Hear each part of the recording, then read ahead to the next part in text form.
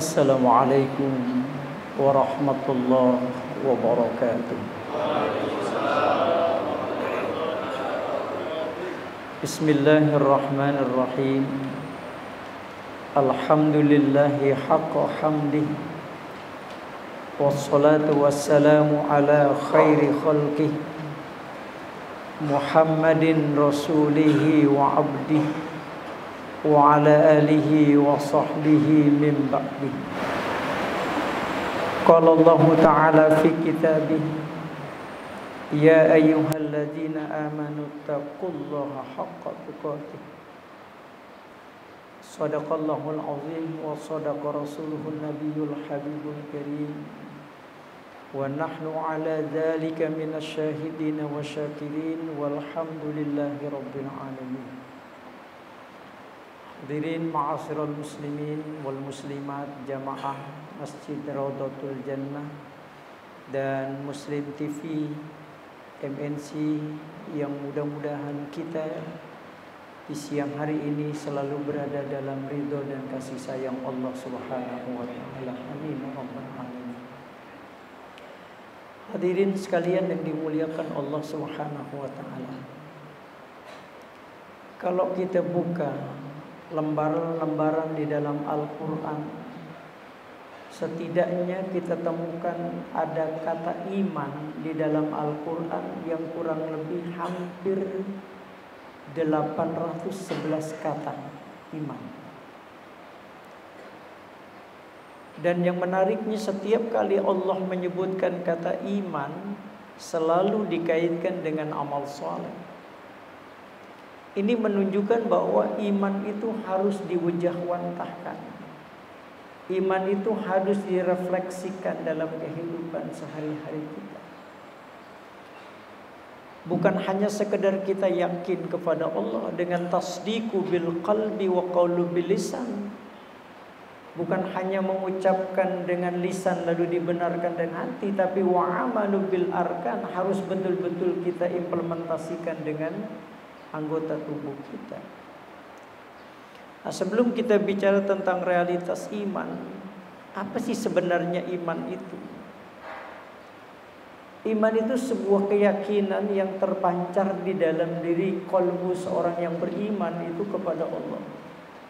Jadi keyakinan kita kepada Allah Subhanahu wa taala, bahwa Allah yang menciptakan kita, yang mengatur hidup dan kehidupan kita, yang kemudian menjadi ilah dalam kehidupan kita.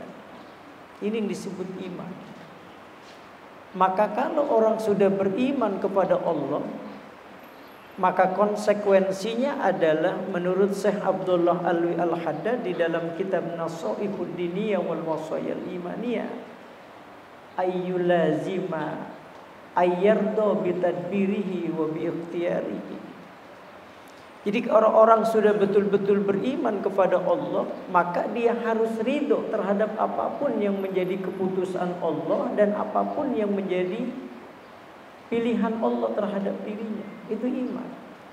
Jadi orang yang beriman kepada Allah sesungguhnya adalah orang yang sudah siap untuk menerima apapun yang menjadi keputusan Allah terhadap dirinya. Maka orang-orang yang semacam ini dikasih dia kaya, alhamdulillah. Dikasih miskin, alhamdulillah. Dikasih jabatan, alhamdulillah. Tidak dikasih jabatan pun, alhamdulillah.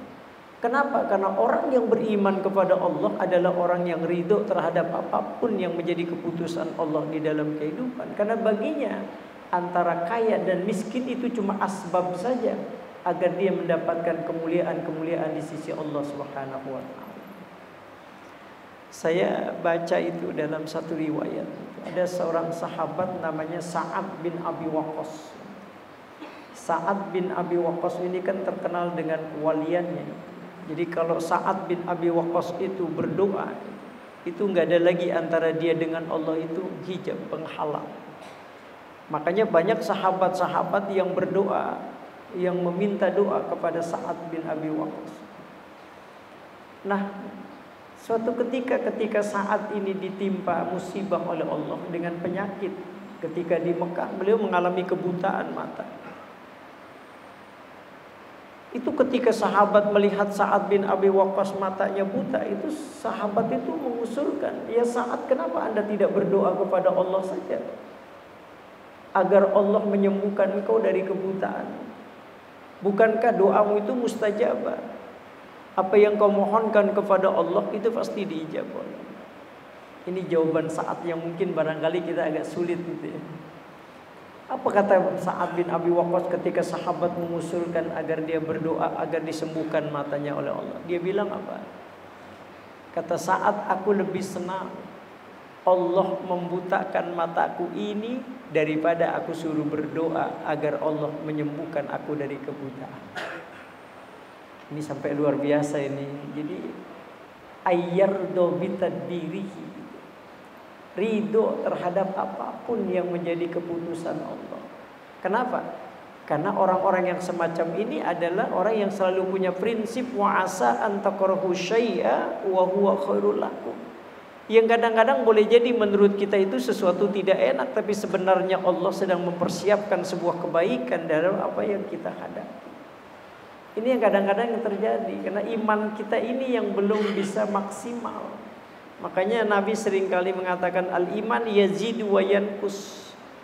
Iman itu kadang-kadang fluktuasinya naik turun. Maka kesempatan ini saya ingin menyampaikan bagaimana iman kita ini agar stabil betul. Kalau perlu iman kita kian hari kian bertambah, maka amal sholat itulah yang nanti akan memperkokoh iman kita di hadapan Allah. Setidaknya ada amal sholat yang harus kita laksanakan dalam kehidupan ini, yang pada akhirnya ini akan membentuk kepribadian kita menjadi orang yang soleh. Ada 3 amal soleh yang seringkali kita kadang-kadang lupakan, yang memperkuat keyakinan kita kepada Allah Subhanahu wa taala. Pertama, amal yang disebut dengan amal syariat. Amal syariat yang fungsinya kata para ulama tidak lain adalah li islahil jawarih. Amal saleh yang pertama itu amal syariat yang fungsinya adalah memperindah tubuh kita. Ketika kita mendengar, pendengaran kita selalu mendatangkan rahmat dari Allah. Ketika kita melihat, pandangannya yang kita memandang pun mendatangkan kemuliaan di sisi Allah. Ketika kita bicara, kemudian ucapan kita pun mampu menyejukkan orang banyak. Ini fungsi dari amalan syariat. Jadi kalau seandainya ada pendengaran kita yang masih mendengar sesuatu yang Allah nggak suka, ada pandangan kita yang kadang-kadang kita memandang sesuatu yang Allah tidak ridho, berarti kita perlu pertanyakan, jangan-jangan amalan syariat kita masih perlu disempurnakan di hadapan Allah. Lalu yang kedua ada amal tarekat. Amal tarekat ini fungsinya adalah li islahil qalbi, bagaimana membersihkan hati kita dari kekotoran-kekotoran batin. Seringkali kita dalam hidup ini kan melihat seseorang yang nggak boleh mereka lebih dari kita, kita kadang-kadang suuzon, curiga, suuzon dan lain sebagainya. Hati kadang-kadang mendengki ngelihat orang lain lebih dari kita. Ini persoalannya karena apa? Karena amalan tarekat yang kita tidak pernah laksanakan dengan baik. Makanya kalau masih punya hati kita kurang baik, berarti kita perlu pertanyakan amalan tarekat kita. Baru yang ketiga itu adalah amal hakikat, yang fungsinya adalah li islahil arwah. Bagaimana ruh kita ini nanti indah ketika kita menghadap Sang Rabbul Jalil, Allah Jalla Jalaluhu. Makanya ruh yang indah itu digambarkan oleh Rasulullah dalam satu hadis yang saya kutip di dalam kitab Tanbihul Ghafilin Sahabu Lais As-Samarkandi itu Rasul mengatakan innal mu'mina idza tudiral mautu atatuhul malaika. Itu ketika seorang yang beriman kepada Allah yang ruhnya indah itu sebelum proses kematiannya saja Allah akan hadirkan itu malaikat-malaikat yang kata Nabi ketika kita memandang itu maddal basar, sejauh pandangan mata kita itu seluruh malaikat. Baru kemudian datang malaikat Israel alaihissalam, dan bahasa malaikat Israel ketika hendak mencabut ruh kita itu dengan panggilan yang indah. Ya ayyatuhan nafsul mutmainnah ukhruji ila magfiratillahi wa ridwani. Hai ruh, keluarlah menuju ampunan Allah dan keriduan Allah. Maka Rasul menggambarkan bagaimana ruh keluar dari jasad seperti air yang keluar dari tempat keluarnya air. Begitu indah. Nah, 3 amalan ini kalau seandainya kita laksanakan dengan baik, maka ini akan membentuk kepribadian kita menjadi pribadi yang baik. Kita lihat 3 amalan ini. Yang pertama adalah amalan syariat, yang fungsinya adalah liislahil jawari, bagaimana memperindah tubuh kita. Yang saya tadi katakan mata memandang kayak begini ini kan indah sekali. Bapak pandangannya luar biasa ke saya ini. Saya nggak tahu nih hatinya ini. Jangan-jangan nih Ustadz lama bener nih, nasi terbasi lagi. Ya, mudah-mudahan sih ikhlas nih ya. Lu memandang aja ini. Ya Allah, saya baca itu di dalam kitab Tankihul Qaul. Itu Rasulullah sampai mengatakan man nazara aliman nazrah. Siapa yang memandang orang yang mengajarkan dirinya. Nazrah enggak usah lama-lama. Beda bapak mandang saya agak lama tuh kelihatannya. Apa kata Nabi? Khalaqallahu min tilkan nazrah. Maka Allah akan menciptakan asbabnya tadi kita memandang itu. Malaikat malaikat. Ngapain tuh malaikat diciptakan oleh Allah? Yastaghfiru lahu ila yaumil qiyamah. Yang malaikat itu memohonkan ampunan buat kita sampai hari kiamat. Insyaallah. Makanya sebenarnya sudah cukup dengan taklim saja kita sudah menghantarkan kita dalam kemuliaan-kemuliaan di sisi Allah Subhanahu wa taala. Itu amalan syariat. Mata. Jadi kalau masih mata kita memandang sesuatu yang Allah haramkan, berarti amalan syariat itu dipertanyakan. Nah, mana yang termasuk kelompok-kelompok amalan syariat yang harus kita laksanakan untuk memperindah kita punya anggota tubuh? Pertama adalah kalau bahasa tasawuf itu takholli. Takholli itu melepaskan kekotoran-kekotoran batin yang selama ini membuat rusaknya hubungan kita dengan Allah. Yang membuat ibadah kita terganggu sehingga akhirnya kesempurnaan pun tidak pernah kita dapat dalam ibadah. Sombong, dengki, ujub, lepasin dulu itu, belenggu-belenggu itu.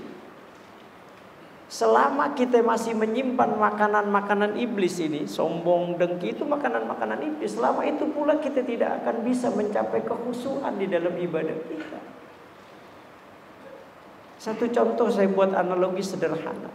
Pernah gak Ustaz, misalnya Ustaz Ridwan pernah gak sholat diganggu oleh iblis? Sering ya, lagi sholat kadang-kadang ingat macam-macam gitu. Padahal waktu kita sholat itu kita sudah mulai dengan ta'awud. Udah a'udzu birabbin nas, sudah qul a'udzu bil falaq, qul huwallah. Tapi kenapa iblis masih terus menggoda kita? Karena makanannya masih kita simpan di kolbu kita. Walaupun kita baca itu qul huwallah beratus-ratus kali, dia akan terus mengejar kita supaya tidak khusyuk. Kenapa? Karena makanannya masih ada di bersemayam dalam kolbu kita. Logikanya begini, kalau saya berangkat jalan, lalu kemudian saya bawa tulang, kemudian ketemu anjing, dia pasti gonggongin saya enggak? Gonggongin. Saya lempar dengan batu, anjing itu lari, tapi pasti dia akan kejar terus saya. Kenapa? Makanannya belum saya buang. Nah, itulah pentingnya takholli itu. Kalau bahasa kita itu taubatlah. Ya, bertaubat mensucikan kita dari kekotoran-kekotoran batin yang selama ini menghalangi hubungan kita dengan Allah Subhanahu wa taala. Selama ini kita enggak akan bisa sukses dalam kehidupan selama ini masih bersemayam. Termasuk dalam kehidupan kita bekerja. Selama masih ada hasud, dengki, sombong dan sebagainya, kita tidak akan bisa mencapai sebuah kesuksesan. Ini namanya takhalli. Baru kemudian ada tahalli, menghiasi diri kita dengan sifat-sifat jamaliyahnya Allah. Caranya intisalu awamirillah wajtinabun nawahi. Takwa.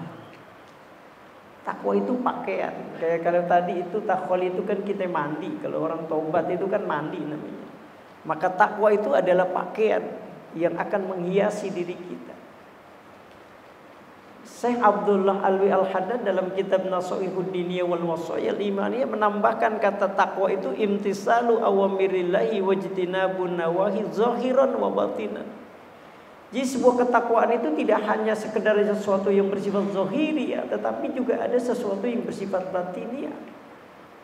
Kehadiran kita di tempat ini menunjukkan kualitas takwa kita, betul, tetapi belum sempurna kalau batin kita masih jauh dari sifat keikhlasan. Nah, ini takwa. Ini bahasnya panjang, tapi kita simpel saja. Jadi yang ketiga, amalan syariat itu apa? Istiqomah. Luzum an taatillah. Bagaimana kita mampu mempertahankan kualitas ketakwaan kita di hadapan Allah Subhanahu wa taala. Makanya memulai itu lebih sulit, tapi lebih sulit adalah mempertahankan. Membangun rumah tangga enggak gampang, sulit, tapi lebih sulit adalah mempertahankan kualitas rumah tangga. Memulai kita datang ke masjid itu enggak gampang, tapi lebih sulit lagi adalah mempertahankan agar kita mampu kokoh di masjid yang mulia ini. Nah, ini yang namanya istiqomah. Maka bagaimana cara istiqomah itu? Mempertahankan kualitas. Itu ada Syekh Abdullah Nasih Ulwan, seorang ulama Syria itu.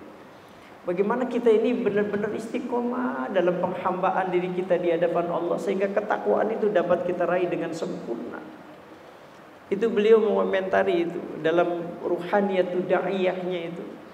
Pertama itu coba tanamkan sifat mu'ahadah di dalam diri kita. Apa itu mu'ahadah itu? Berusaha untuk menepati janji-janji kita kepada Allah yang dulu pernah kita ikrarkan di hadapan Allah. Makanya kadang-kadang kita banyak yang lupa dengan janji kita kepada Allah. Maka dalam Quran dikatakan ada orang-orang yang alladzina yufuna bi ahdillah. Ada orang-orang yang mampu menepati janjinya dia kepada Allah. Ada juga yang membatalkan janjinya dia kepada Allah.